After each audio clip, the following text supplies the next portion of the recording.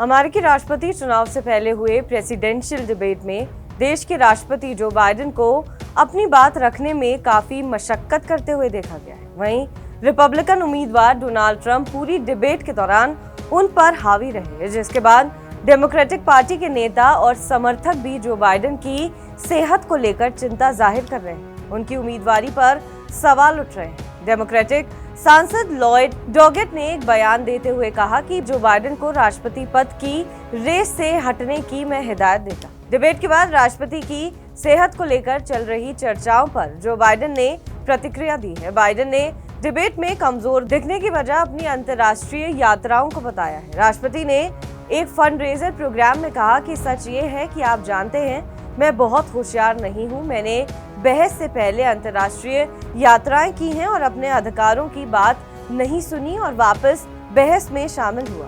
थकान की वजह से मंच पर लगभग सो गया था। उन्होंने आगे ये भी कहा कि ये कोई बहाना नहीं है, लेकिन ये एक सफाई है। डेमोक्रेटिक पार्टी के नेताओं का कहना है कि बाइडेन बेहद जिद्दी हैं। पार्टी के लीडर्स ने फिलहाल उन्हें अकेले छोड़ दिया है ताकि वे अपनी गलती खुद समझ सकें। अगर ये सिर्फ डिबेट की बात होती तो हम स्थिति से बाहर निकल सकते थे, लेकिन कई दूसरे ऐसी बातें भी हैं जो राष्ट्रपति पद के लिए उनकी उम्मीदवारी पर सवाल उठाती हैं। इलिनॉय राज्य से सांसद माइक किगले ने कहा कि बाइडेन का फैसला न सिर्फ इस बात का फैसला करेगा कि सीनेट में किसी जगह मिलेगी, बल्कि वो व्हाइट हाउस और आगे 4 साल के लिए देश का भविष्य भी तय करेंगे।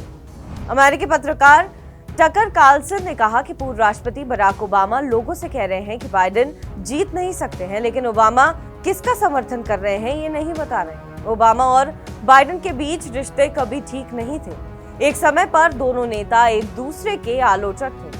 कार्लसन ने दावा किया था कि अब ट्रंप केवल रिपब्लिकन उम्मीदवार नहीं बल्कि संभावित राष्ट्रपति बनकर भी उभर रहे हैं। उन्होंने ट्रंप के खिलाफ पॉर्न स्टार स्टॉर्मी डेनियल को पैसे देकर चुप कराने वाले मामले पर कहा कि बाइडेन ट्रंप को जेल में डालना चाहते हैं। ये बहुत गंभीर अपराध के लिए होना चाहिए, जिसके बारे में हर कोई सहमत हो कि उन्होंने ये अपराध किया है। अगर ऐसा नहीं है तो आप पूरे सिस्टम को हमेशा के लिए खत्म कर रहे हैं।